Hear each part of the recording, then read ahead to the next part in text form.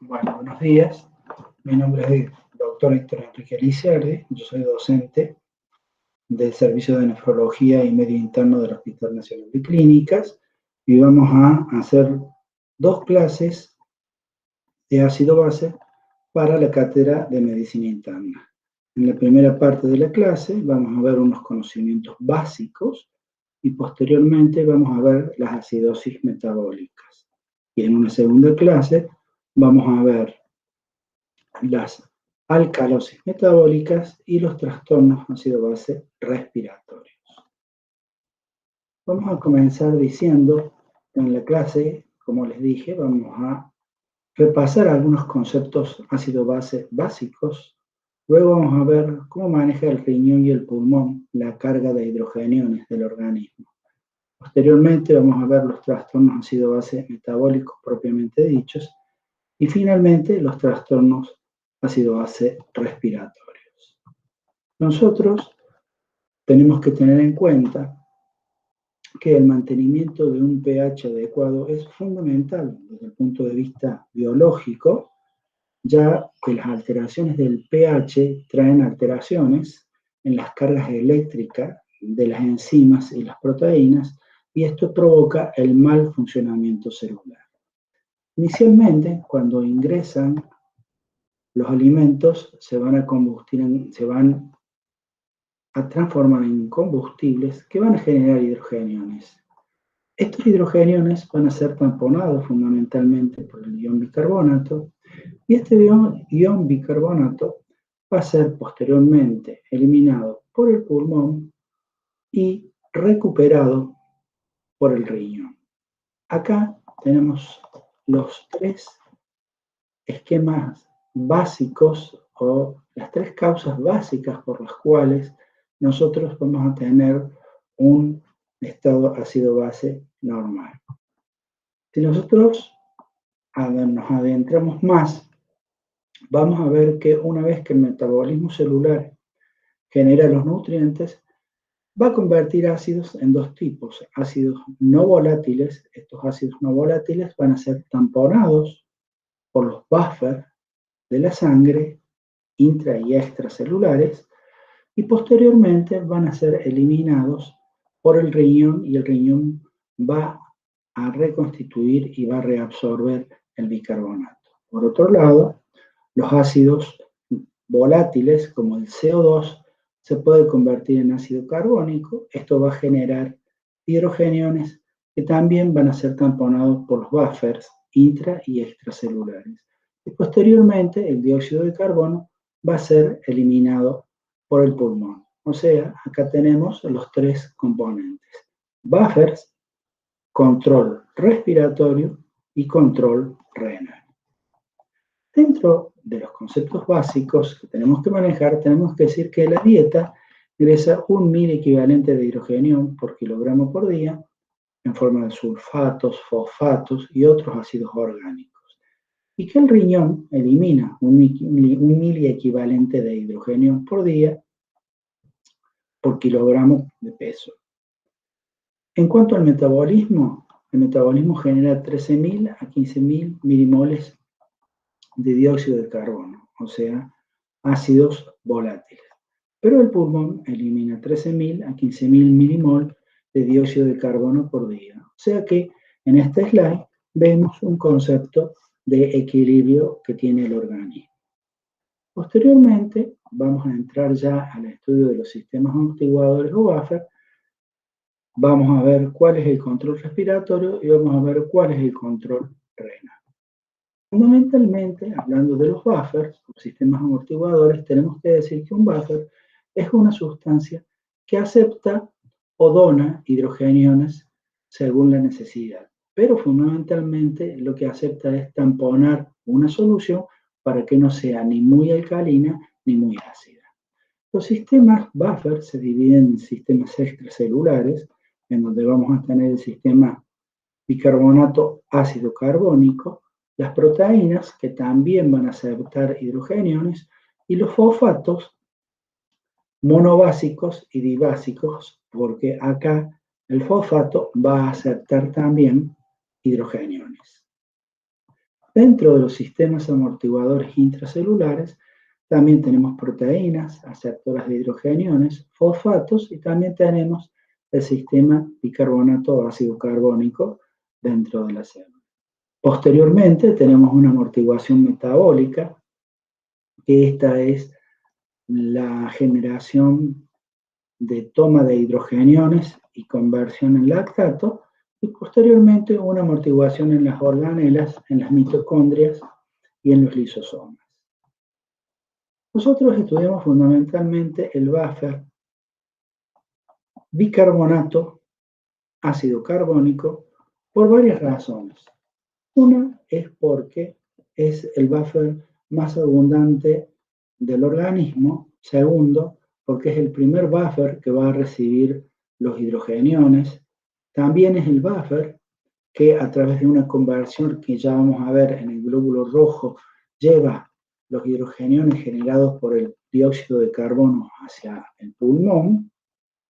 Posteriormente también porque gracias a este buffer el riñón va a recuperar el bicarbonato perdido y nosotros viendo el estado del bicarbonato y el estado del dióxido de carbono vamos a tener una idea de cómo está el estado ácido-base del organismo. A partir de este buffer y este sistema que es bicarbonato ácido carbónico, que cuando se hidrata forma CO2, Henderson y Hasselbalch crearon una fórmula que dice que el pH, o sea, el potencial de hidrógenos o cantidad de hidrógenos que tiene el organismo, va a ser la resultante de una constante de disociación más el logaritmo del bicarbonato sobre el ácido carbónico. Según cómo y qué número tengamos acá, va a ser el pH del organismo. Este ácido carbónico nosotros también podemos ponerlo como PCO2 por su constante de disociación, porque el ácido carbónico cuando se disocia, según el punto 0.03 por la PCO2, es exactamente igual que decir ácido carbónico. Y nos da una idea que este gas, por supuesto, va a ser manejado por el pulmón.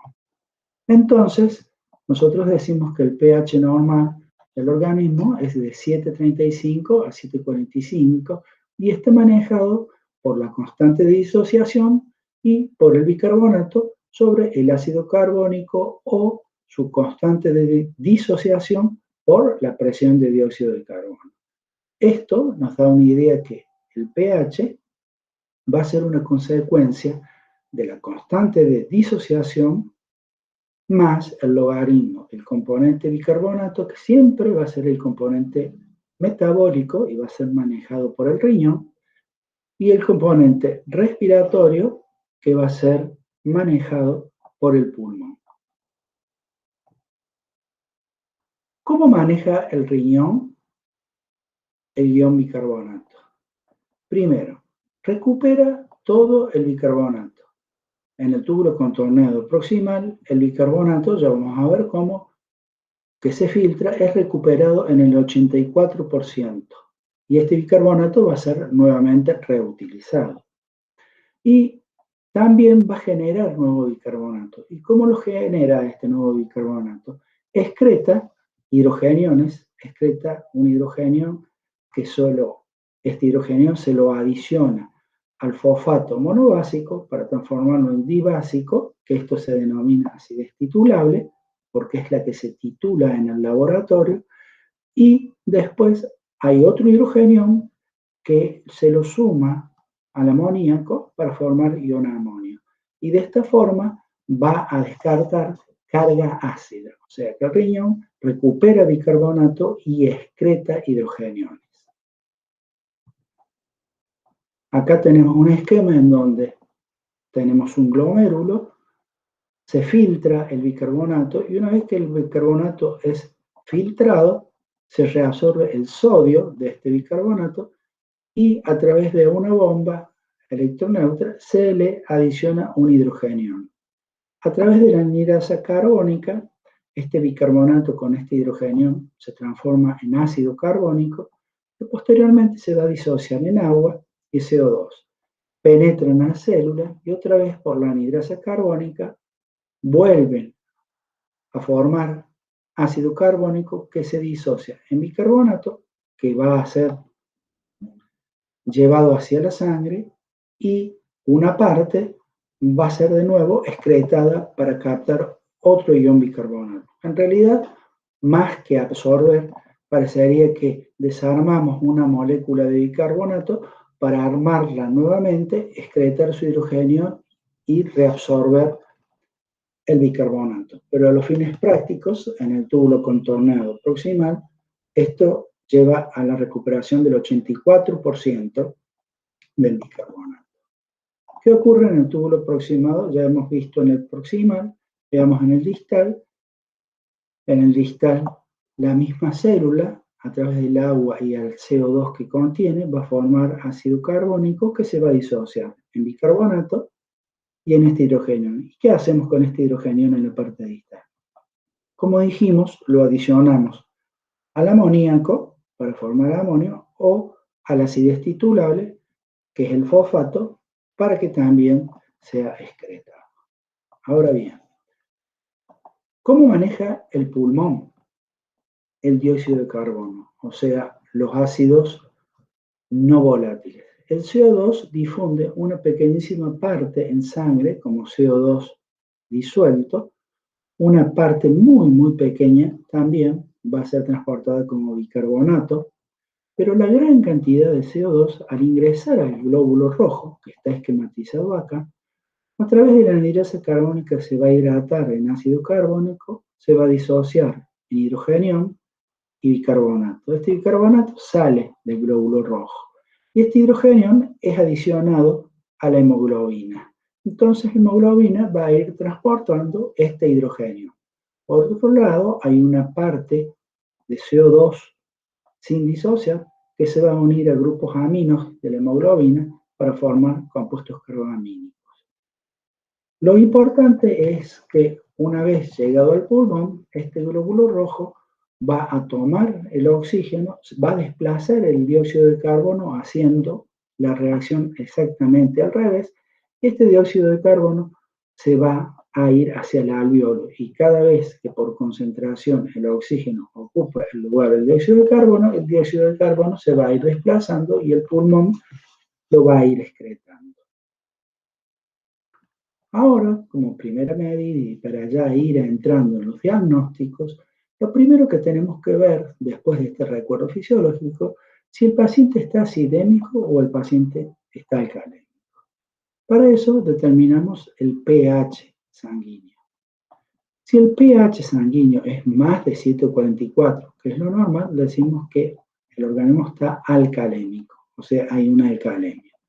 Si el pH está por debajo de 7,36, decimos que el organismo tiene una acidemia. O sea, el pH nos habla de alcalemia y acidemia. Y posteriormente, cuando nosotros vemos el bicarbonato y el dióxido de carbono, vamos a evaluarlos y vamos a decir, si el bicarbonato está por debajo de 22, decimos que el paciente tiene una acidosis metabólica. Acuérdense que este bicarbonato es componente metabólico. Y si el bicarbonato está por arriba de 26, nosotros vamos a decir que el paciente tiene una alcalosis metabólica. ¿Qué ocurre con el CO2? Si la presión de dióxido de carbono es alta, por arriba de 44 milímetros de mercurio, nosotros decimos que el paciente tiene una acidosis respiratoria. Si el paciente tiene una PCO2 por debajo de 36 milímetros de mercurio, decimos que el paciente tiene una alcalosis respiratoria porque la PCO2 está baja. Y vamos a dar un ejemplo para ir entrando en el tema, que vamos a repetirlo bastantes veces, así que no se preocupen de entenderlo la primera vez. Tenemos un paciente de 70 años que nos ingresa hipotenso, desorientado, taquipneico, hipoperfundido, con lividiezas marmóreas, extraído a la guardia. Dentro de los datos positivos tenemos unos glóbulos blancos de 21.000 con una fórmula bien desviada hacia la izquierda que nos está anunciando una infección. Y en la radiografía de tórax, este paciente tenía un bloc neumónico, pero el bloc neumónico de infección respiratoria ya directamente se generalizó en todo el organismo. ¿Por qué? Porque el paciente está hipotenso, está desorientado y está hipoperfundido. Se hace un diagnóstico de shock séptico. Ahora bien, nos traen los gases o la gasometría que habitualmente decimos nosotros. La gasometría cuenta de pH, PCO2, presión de oxígeno, bicarbonato y saturación de hemoglobina. Estos son los valores que hemos estado viendo normales, un pH de 7,35, 7,45. Una PCO2 normal de 35,45. La PO2 es de acuerdo a la edad, pero entre 90 y 95, pero si las personas son más viejas, puede llegar a 84 a 95. El bicarbonato siempre es de 20 a 24, lo normal, y una saturación de hemoglobina que está rondando entre los 92 y los 96 milímetros. Pero nuestro paciente tiene estos gases en sangre. Tiene 7,34, o sea, menos que 7,35, ya tenemos una acidemia. Si nos fijamos en el bicarbonato está muy, muy bajo. Está en 16 para un normal mínimo de 20, o sea que tenemos una acidosis. Tenemos una acidemia con una acidosis, que por ser de bicarbonato decimos que es una acidosis metabólica. ¿Qué hace el pulmón? El pulmón compensa. El pulmón está hiperventilando. Si nos fijamos en la PCO2 normal mínima es 35, este paciente tiene 31. O sea, el pulmón está eliminando mucha PCO2. Y lo elimina porque, acuérdense que si la CO2 se hidrata, va a formar ácido carbónico y este ácido carbónico nos va a liberar hidrogeniones.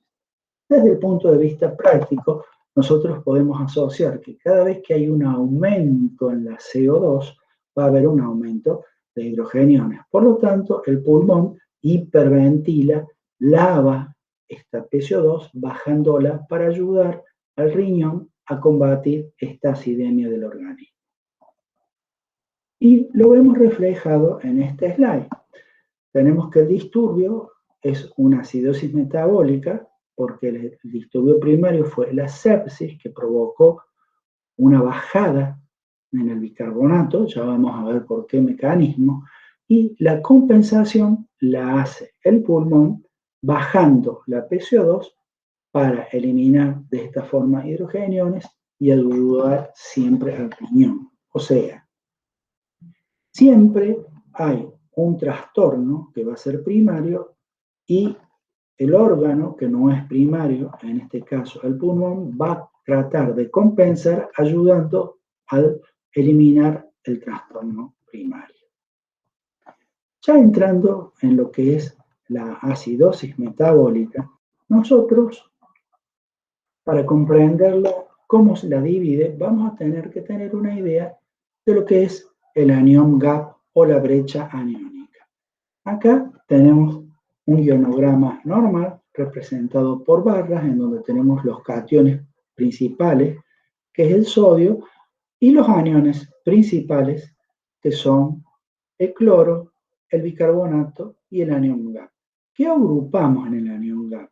En el anión GAP agrupamos los sulfatos, los fosfatos y otros ácidos orgánicos que habitualmente no los medimos. Entonces los juntamos ahí y decimos que el anión gap o brecha aniónica, donde están agrupados todos los ácidos, es normalmente alrededor de 10 o 12.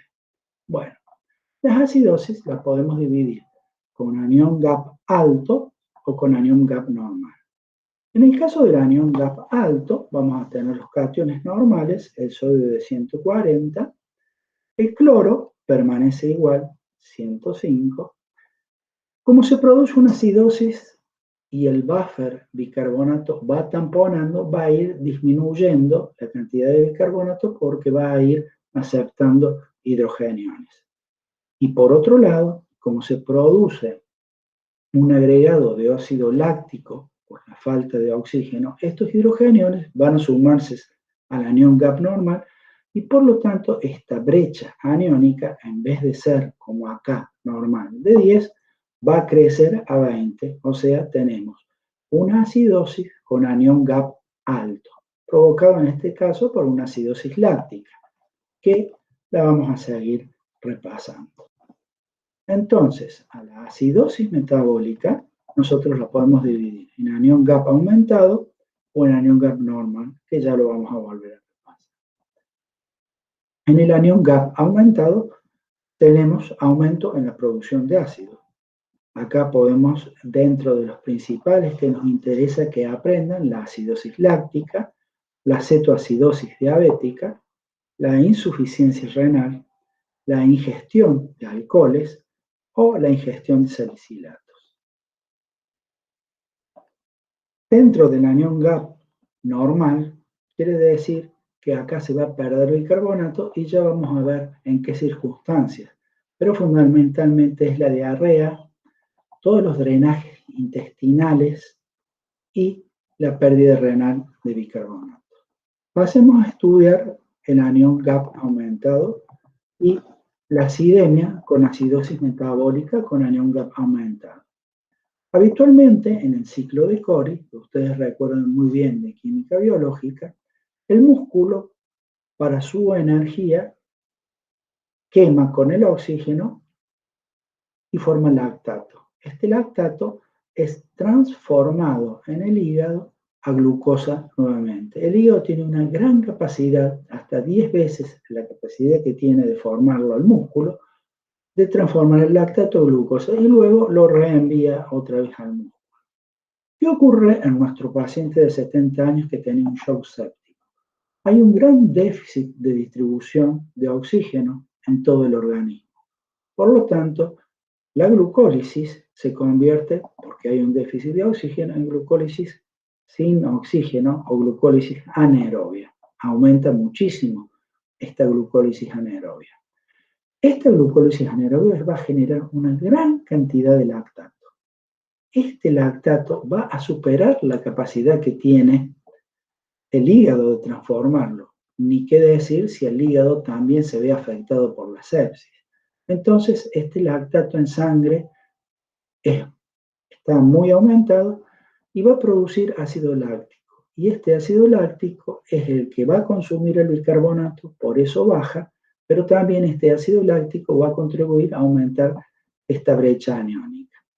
Las acidosis lácticas la dividimos en tipo A, en donde el suministro inadecuado de oxígeno es a los tejidos, o sea, no llega oxígeno a la célula, por lo tanto, la célula no lo puede tomar, como es en el caso del shock séptico, cuando hay gran actividad muscular, como es en una convulsión o una hipertermia, o cuando falla el hígado, por esa misma sepsis, no puede metabolizar el lactato. O B, la tipo B es cuando llega oxígeno a la célula, pero la célula no lo puede usar porque está intoxicada con algún alcohol o por una neoplasia que genera alguna citoquina que produce que se detenga el metabolismo celular. O sea, llega oxígeno a la célula, pero no lo puede usar. Entonces tenemos acidosis láctica tipo A y acidosis láctica tipo B.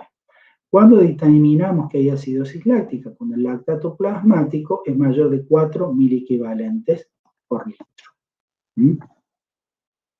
¿Cómo nos damos cuenta de esto? Nos damos cuenta porque el anión GAP, como dijimos, el ácido láctico se agrega a los ácidos que nosotros no medimos, entonces en vez de ser normal entre 10 y 12, llegan a ser 20. Ahora, ¿cómo podemos darnos cuenta? El anión GAP normal sería el sodio menos el cloro más el bicarbonato, resolviendo esta ecuación de acá, nos daría esta fórmula de acá. El sodio es 140, el cloro es 105 y el bicarbonato es 25. Si resolvemos esta ecuación, vamos a ver que lo normal de brecha aniónica o anión GAP es entre 10 y 12. Veamos nuestro ejemplo. El sodio era 140, el cloro era 105, pero que el bicarbonato bajó porque se consumió para tamponar los hidrogeniones del ácido láctico y por lo tanto bajó a 15. Pero el ácido láctico ocupó este lugar aumentando esta brecha aniónica. Por lo tanto, si resolvemos esta ecuación, vamos a ver que el anión gap nos da 20. De esta forma, con una simple ecuación, nosotros podemos tener una presunción si este paciente está generando ácidos en el organismo. Esto también ocurre en la cetoacidosis diabética que vamos a ver posteriormente. ¿Qué pasó en este ejemplo que hemos visto recién? Se generó una gran cantidad de hidrogeniones, una gran cantidad de ácido. Lo normal es 40 si hacemos concentración de hidrogeniones o un pH de 7.4.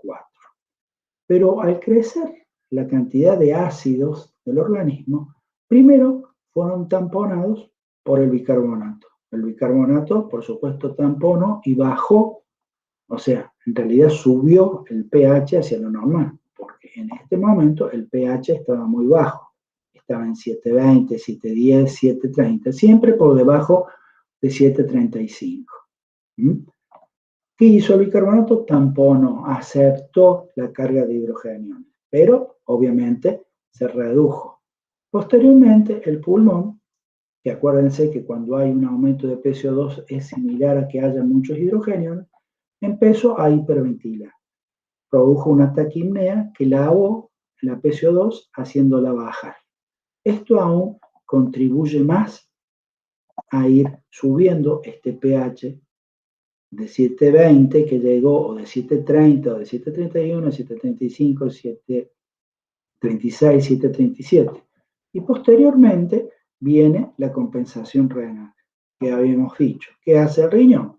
Recupera el bicarbonato a través de la filtración y excreta cargas ácidas en la parte distal, y al excretar estas cargas ácidas va recuperando el bicarbonato a niveles normales y entonces el pH volvió a lo normal, que es 740. Inicialmente bajó, pero después, a través de los buffers, la intervención respiratoria y la intervención renal, volvió al estado normal. Así es como el organismo compensa la carga ácida. ¿Qué pasa en la cetoacidosis diabética? En la cetoacidosis diabética, fundamentalmente, la insulina es insuficiente o está ausente. Entonces, por un lado, las células musculares y las células grasas van a secretar aminoácidos y gliceroles que van a ir al hígado, y como aquí no hay glucosa para absorberlas y formar glucógeno, lo que se hace es una glucogénesis y una gluconeogénesis. Una glucogénesis porque a partir del glucógeno se va a formar glucosa, y una gluconeogénesis porque a través de estos sustratos se va a volver a formar glucosa. Entonces tenemos aumentada la glucogénesis y la gluconeogénesis, por lo tanto va a haber una gran cantidad de glucosa en el organismo.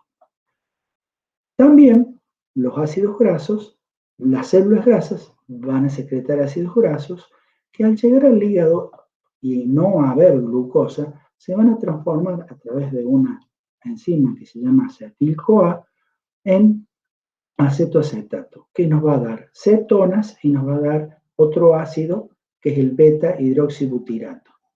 Estos dos ácidos se van a agregar a este anión gap normal como cetoácidos y lo van a aumentar. Por lo tanto, hay un aumento del anión gap. ¿Cómo hacemos el diagnóstico nosotros de una cetoacidosis diabética? Primero, porque hay una acidemia, con una acidosis metabólica, porque el bicarbonato bajo está en 15, con un anión gap que vemos que está aumentado. Este era el normal, acá se aumentó por lo que agregamos cetoácidos, y porque si medimos la orina del paciente, vamos a detectar la cetona. De esta forma, con el antecedente, porque siempre tanto en el cuadro séptico que vimos recién, o en este caso de cetoacidosis diabética, para nosotros la historia clínica es fundamental. Tenemos que recabar los datos, tenemos que saber que ese paciente es diabético, tenemos que saber que ese paciente no se colocaba insulina, tenemos que saber que ese paciente va a tener una glucosa elevada y a partir de ahí, de todo ese cuadro, vamos a ir infiriendo que este paciente va a entrar en un cuadro de acidosis, acidemia con acidosis metabólica con anión GAP aumentado, pero siempre partiendo de un todo que es el paciente. ¿Qué ocurre en otro cuadro que es la insuficiencia renal? Este es un riñón normal, puede haber una insuficiencia renal aguda en donde hay una abrupta pérdida de la función renal que se logra en horas o en días, o una insuficiencia renal crónica en donde el riñón lentamente, por una nefropatía diabética, por otra enfermedad como puede ser una glomerulonefritis, con el transcurso de los años va perdiendo su función. En definitiva, lo primero que ocurre es que esta excreción de hidrogeniones que hacía el riñón hacia el amoníaco y hacia la acidez titulable no se hace porque el túbulo está dañado. Por lo tanto, no se puede eliminar la carga diaria de ácidos del organismo y por lo tanto estos ácidos se van a acumular y va a aumentar la brecha aniónica. Por otro lado, posteriormente, ya en la parte final, no se va a poder recuperar el bicarbonato, ya la acidosis se mezcla, pero lo fundamental es que el riñón no puede secretar la carga ácida inicialmente. ¿Qué ocurre finalmente en la intoxicación por alcoholes tóxicos? La ingestión de etilenglicol o de metanol, que en algunos años atrás se supo usar para modificar el vino, son dos sustancias tóxicas. Estos dos alcoholes van a ingresar a la célula y van a producir ácido glicocólico y ácido fórmico, que son tóxicos. Esta toxicidad celular va a llevar a una gran producción de hidrogeniones. Estos hidrogeniones, si bien van a ser neutralizados por el bicarbonato, que los va a tamponar, van a quedar dentro de lo que es el anión GAP. Acá tenemos los ácidos producidos por estos alcoholes. O sea, el anión GAP va a aumentar. Pero también estos alcoholes, y así podemos hacer el diagnóstico, van a provocar un aumento de osmolaridad en la sangre. Nosotros sabemos que la osmolaridad normal es alrededor de 284 miliosmoles y está dado por 2 sodios, porque así calculamos la osmolaridad, por la glucosa sobre su peso molecular, por la urea por su peso molecular. Todo esto nos da la osmolaridad teórica que tendría el paciente. Entonces, si nosotros sospechamos que este paciente tomó, supóngase, vino contaminado, hacemos una osmolaridad teórica, que es la que tendría que tener el paciente, y medimos directamente con un osmómetro la osmolaridad actual que tiene el paciente. Supónganse que la osmolaridad teórica que nosotros hicimos es 284, pero cuando medimos con un osmómetro la osmolaridad actual que tenía, nos damos cuenta que está más alta. Cuando está más alta de entre 10 y 15, quiere decir que se agregó un osmol osmóticamente activo. Por lo tanto, si la osmolaridad medida y menos la osmolaridad teórica nos da más de entre 10 y 15, quiere decir que se agregó una sustancia, que puede ser etilenglicol o metanol. Por lo tanto, de esta forma podemos hacer el diagnóstico de la ingestión del alcohol tóxico. Lo otro que nosotros también tenemos que ver es la intoxicación por salicilatos. Aquí, sobre todo en niños, cuando ingieren una gran cantidad de aspirinetas, que lamentablemente son dulces y a los chicos les gusta, esta aspirineta se va a transformar en ácido salicílico. Cuando pasa de 40 a 50 miligramos, se produce la intoxicación. ¿Qué hace el acetil salicílico? El salicilato inicialmente va a producir por un estímulo central una hipercapnia, perdón, una hipocapnia. Quiere decir que el chico va a empezar a hiperventilar. Entonces va a lavar la CO2. Esto produciría todo lo contrario, porque va a eliminar CO2, eliminaría hidrogeniones. Pero la gran contra es que el salicilato intoxica la célula y al intoxicar la célula va a producir lactato y un cetoácido. Entonces, este es el efecto que predomina sobre este y va a generar una gran cantidad de hidrogeniones, que estos hidrogeniones también van a contribuir a aumentar la brecha o hiato aniónico. Los chicos pueden empezar hiperventilando, pero finalmente la intoxicación a nivel sistémico es tan grande que se forma lactato y se forma cetoácido, tenemos una acidemia con acidosis metabólica.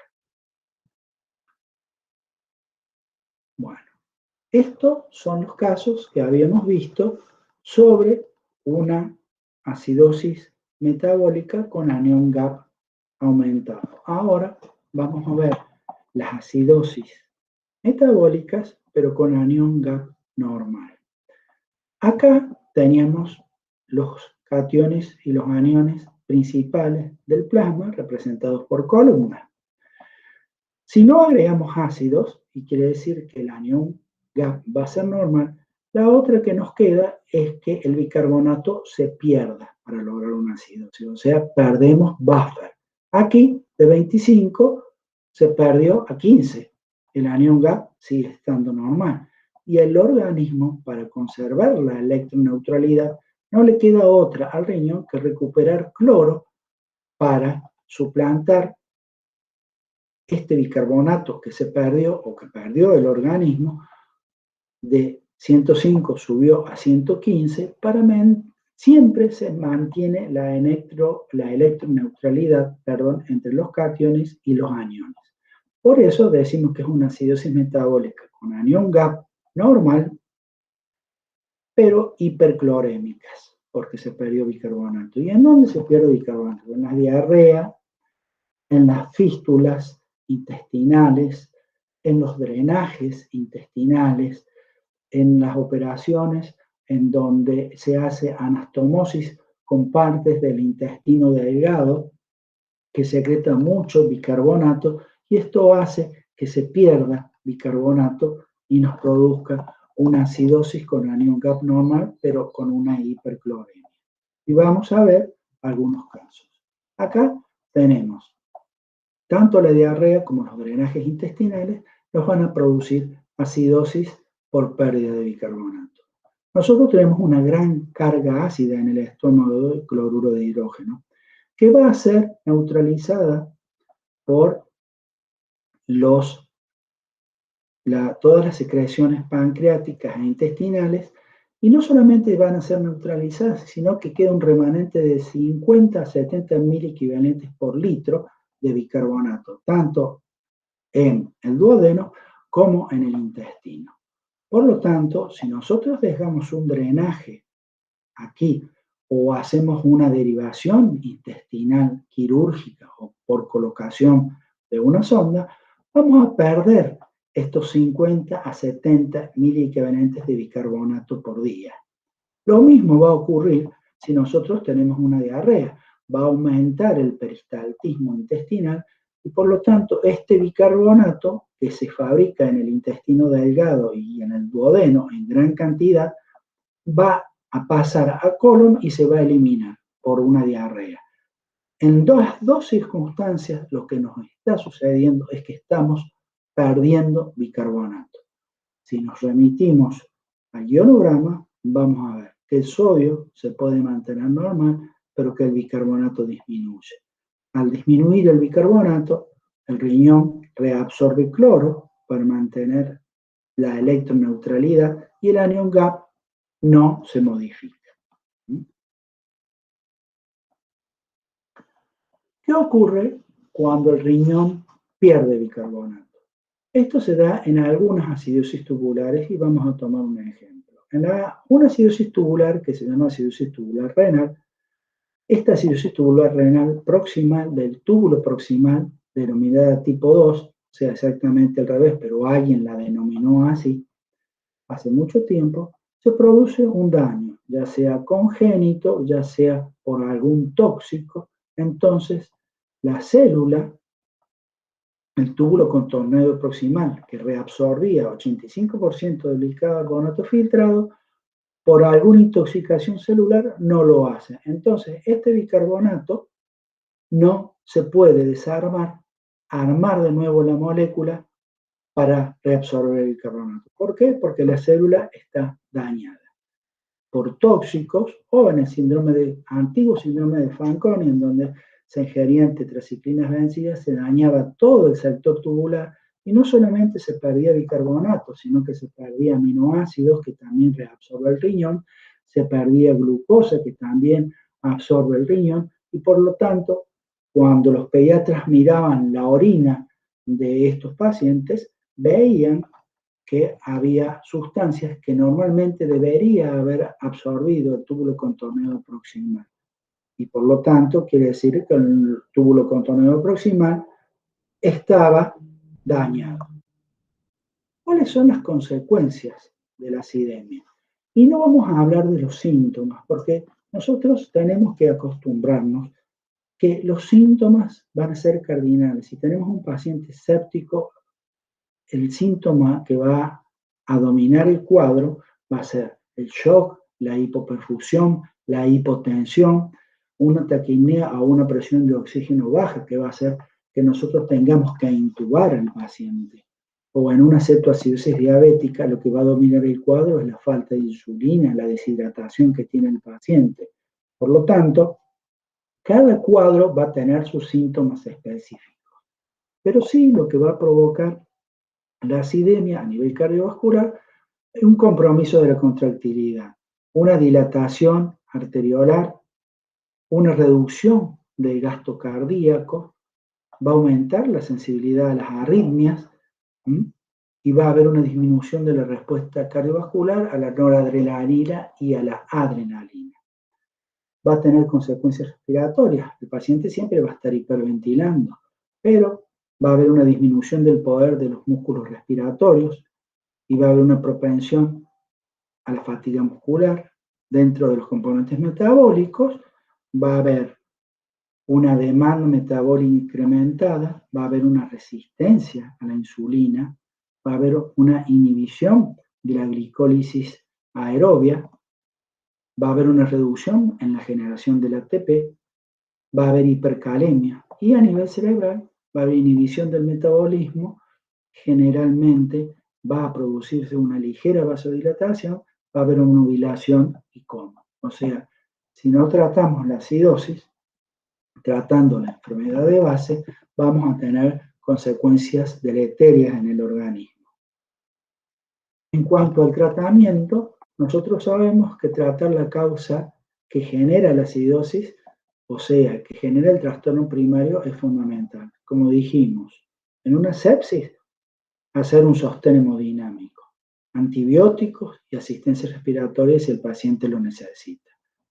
En una cetoacidosis, no vamos a combatir la acidosis per se administrando bicarbonato, vamos a ajustar la insulina en forma endovenosa, porque tan solo administrando insulina al organismo vamos a revertir todo el cuadro que originó la falta de insulina y no vamos a necesitar la administración de bicarbonato. Generalmente, en las acidosis tubulares, por eso lo traigo como ejemplo, se administra bicarbonato. Esto lo hacen generalmente los especialistas a través de fórmulas. Yo les he traído una fórmula bastante fácil de cuánto, para que tengan una idea de cuánto bicarbonato tenemos que administrar cuando el bicarbonato se pierde. Y esta fórmula es el peso, el contenido de agua corporal por el peso, o sea, 70 por 0,6, por el bicarbonato deseado, que nosotros queremos que llegue a 24, por el bicarbonato que tiene el paciente, o sea, el bicarbonato real, que sería en estos ejemplos que hemos estado dando, 15. Si resolvemos esta ecuación, vamos a ver que son 210 el déficit que tiene este paciente. Y este déficit es el que nosotros tendríamos que administrar. Pero recordando siempre, esto es únicamente manejado por especialistas o por personal de terapia entrenado y una premisa, siempre tratar el tratamiento inicial hacia la causa que origina esta acidosis metabólica, a tratar la sepsis, la cetoacidosis, corregir los drenajes, fijarnos si este chico pediátrico está intoxicado, si consumió tetraciclinas vencidas, o si este paciente se intoxicó con etilenglicol o con otro alcohol, que es lo fundamental. Bueno, con esto yo le doy las gracias. Esta es la primera parte. Muchísimas gracias por su atención y nos queda la segunda clase que ya vamos nosotros a darla oportunamente y subirla para que por 7 días esté a disposición de usted.